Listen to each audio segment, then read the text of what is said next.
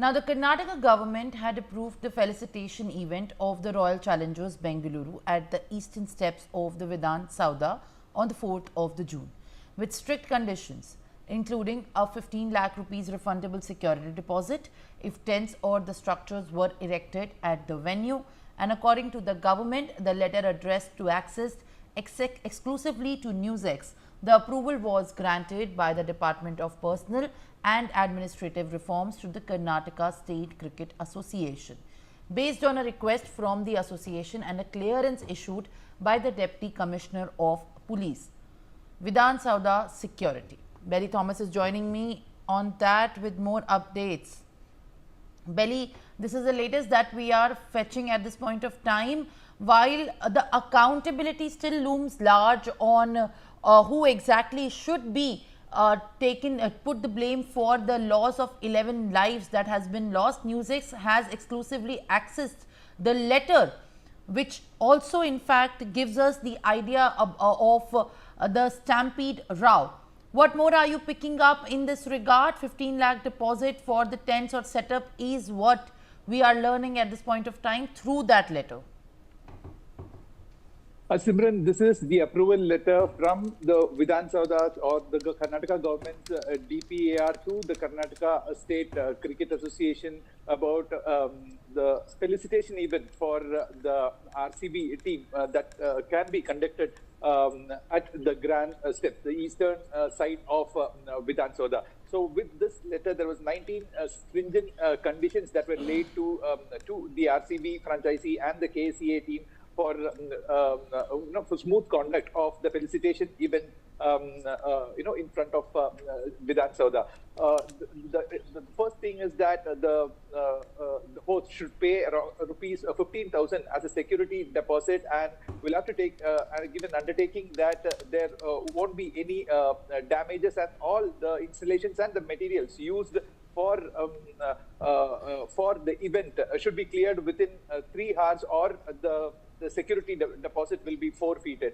And apart from that, they also will have to give an undertaking that the premises, that is the Vidhan Soudha's gardens, statues, parks, roads, and any of the other accessories, if it gets destroyed or damaged, it is the host party, that is either the RCB franchisee or the Karnataka State Cricket Association will have to take responsibility, and the damages would be deducted from the security deposit, is what it is mentioned. Going ahead, no plastics should be used.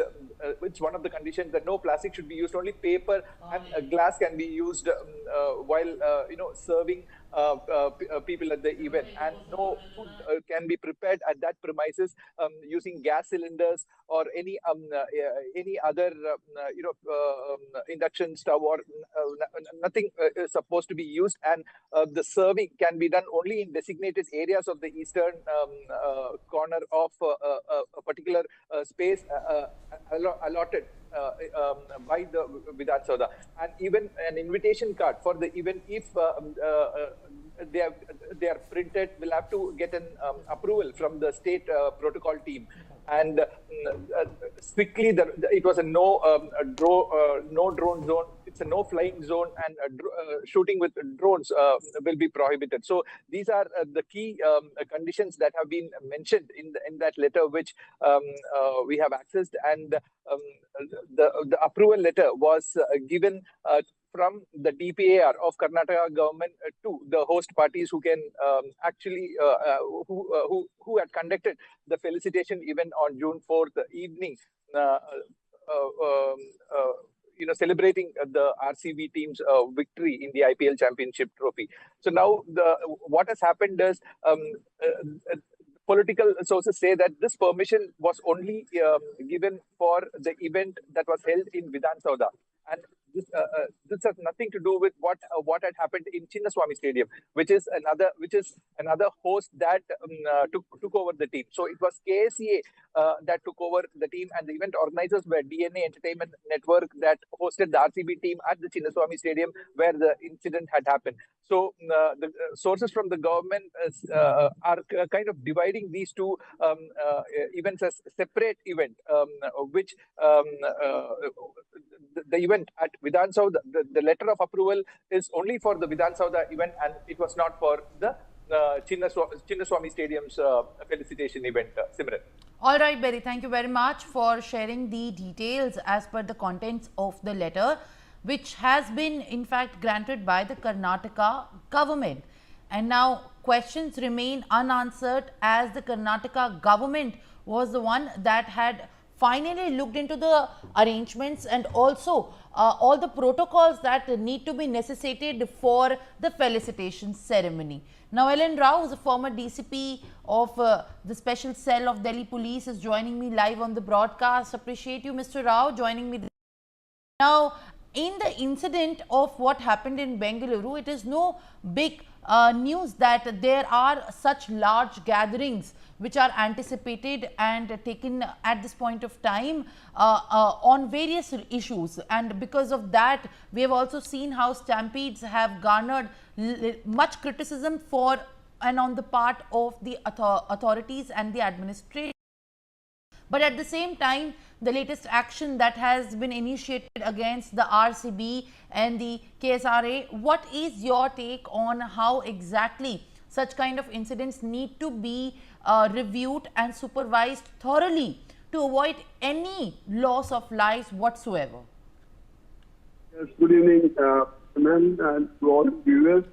And definitely the Stampede in Chennai Stadium was really a very sad incident.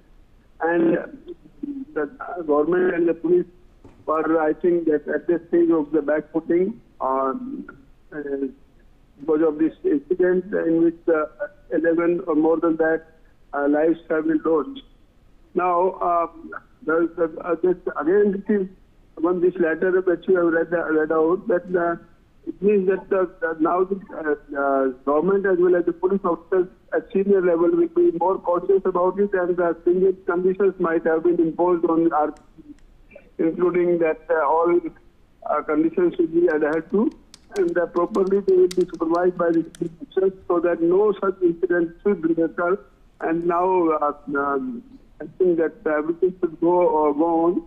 But that earlier incident definitely had a very black spot on the tip of the Karnataka police as well as the government of Karnataka. Well, absolutely. In fact, Mr. Rao, as the government of Karnataka is also being put in a spot at this point of time, how, in your opinion, the accountability also lies on the administration's part as far as the government assent to conducting such large scale event is concerned, because without their approval this wouldn't have happened? Definitely it was indirect approval by the Karnataka government, otherwise because the CM and the CM were all government officials were there and the maximum police were in the security arrangement. They could not control the crowd at that time. Now the responsibility will be fixed by the conducting this thorough probe by I think that the magistrate is conducting inquiry that, and everything will be accounted for. And who's also most likely the responsibility goes to the police, local police or Karnataka police, you can say, because they could not assess the situation and they could not gather the intelligence input about the number of people who will be gathering there. And secondly, the RCB, definitely the organizer of this event, they will also be held responsible, apparently, because I think they could not accept saying that it was free entry for everyone. That's why the country should have been regulated, and the exit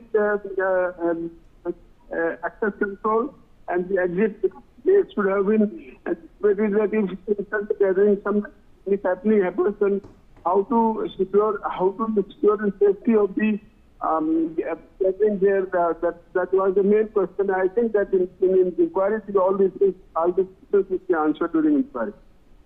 All right, Mr.